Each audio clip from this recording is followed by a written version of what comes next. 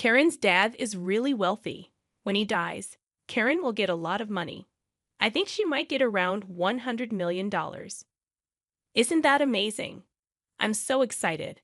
When Karen gets her money, I hope she'll take me on a vacation. That would be so nice. Maybe I'll even ask her to buy me a car. James, what about you? I've always dreamed of getting a really fancy gaming computer.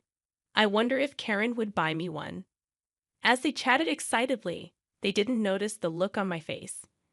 On the other side of the door, I held onto my purse tightly. My name is Karen. I met my husband James at a social club for people who work. We became friends quickly because we both liked the same things. We were happy together every day. One day, I got a surprising call from my mom. She said, "Karen, your dad has collapsed." What? My dad was always cheerful, cracking dad jokes, and he seemed healthy. He ran his own company smoothly. It was hard to believe he collapsed. Worried about him, I left home right away and took the next train to the hospital my mom mentioned. My dad was incredibly kind. Even with his busy schedule, he always made time to play with my brother and me. He was a wonderful father who loved carrying us on his shoulders. I remember how emotional he got when I read a letter to my parents at my wedding to James. It's a memory I'll never forget. So hearing that such a loving man collapsed was hard to believe. When I got to the hospital where my mom was waiting, she turned to me. "Mom, how's Dad? Is he okay?" "Karen, please stay calm and listen." My mom looked at my dad lying on the bed with his eyes closed as she explained. Dad had collapsed suddenly at work and was rushed to the hospital. Despite many tests, they couldn't find anything wrong, and they didn't know why he got sick. More tests might find out what's wrong, but they could also make Dad feel worse, my mom said. I decided to stop the tests. It looks like your dad will have paralysis on one side of his body, so he's going to need a lot of care. Yeah, that's right. Even though she seemed worried, my mom stayed calm. My mom has decided to take care of Dad. I could feel my mom's strength, but I was also really sad that my dad wouldn't be the same. Just then, my brother burst into the room. "How's Dad?" he asked, out of breath. Mom explained Dad's condition to him, just like she did to me. "Mom, you can't take care of him alone. I'm nearby. I'll help." "Thank you, but focus on your own life. You have your own family to take care of." My brother agreed, saying, "I understand." My brother got married before me and now has a 4-year-old daughter. I'm the one with more free time since I don't have kids yet, but it takes me an hour by train to get home.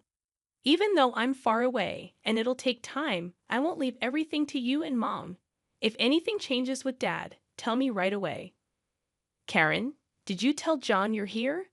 My brother suddenly asked, reminding me that I had left the house without letting John know. Seeing my worried expression, my brother said, "You should call him. John must be worried." So I hurried out of the hospital room to find a quiet spot to call him. When John answered, he asked, "Karen, where are you?" I was so worried. Hearing John's voice calmed me, but I couldn't hold back my tears as I explained that my dad had collapsed and needed care. John was shocked. "Your lively dad." But he spoke gently to comfort me. I felt grateful to have married him. When I told him I was coming home, he said softly, "I'll make dinner. Just be careful on your way home." It seemed Dad would stay in the hospital tonight. My mom and brother were also heading home, so I decided to go home too. When I got home, John had prepared my favorite meal. It must have been tough. "Have something you love to cheer up," he said, pulling out a chair for me. His kindness brought tears to my eyes. John usually stays calm, but he's incredibly caring when I'm feeling down, which always touches me. After thanking him for his comfort, I went to bed early that day. The next morning, feeling a bit better, I told John that I wanted to help take care of my dad sometimes, and he agreed happily. Also, it turned out that John had informed his parents about my dad's condition, and they offered to help with chores while I was away.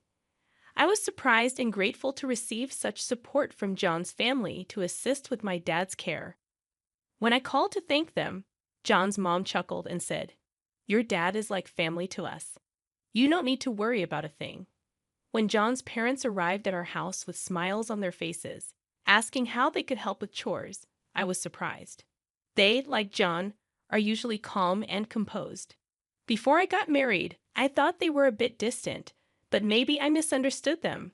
I kept thanking my husband James and my in-laws for their support and for taking care of my dad.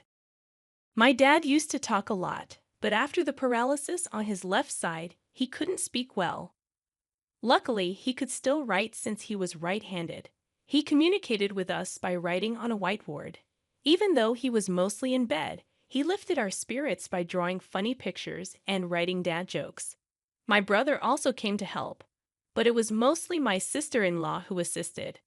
With her experience as a caregiver, she patiently taught my mom and me how to help Dad. We were worried that my sister-in-law might not want to take care of Dad since he's not her blood relative, but she didn't mind at all. She happily said, "Your dad has made me laugh so much. Now it's my turn to make him smile."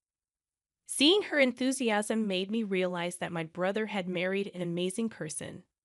My brother may have a great spouse, but I'm not falling behind when it comes to having an amazing one myself.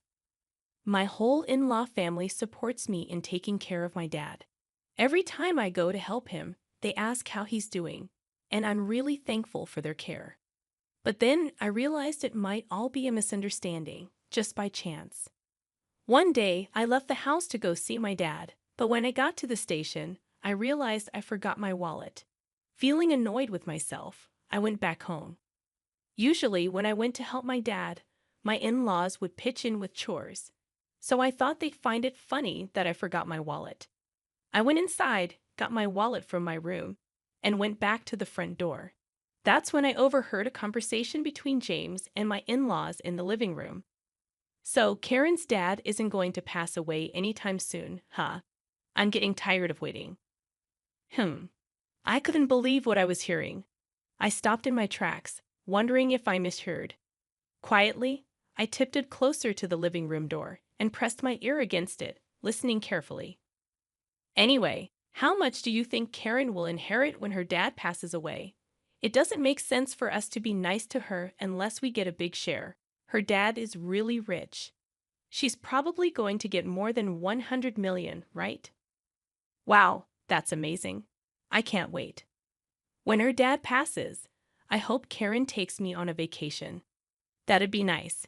Maybe I'll ask her to buy me a car. "James, what do you want?" Their conversation filled the room with excitement. On my side of the door, they probably had no clue about the expression on my face. I gripped my wallet tightly, feeling a mix of anger, frustration, and sadness. Careful not to make a sound, I quietly left the house, my mind swirling with emotions. I headed straight to my parents' place.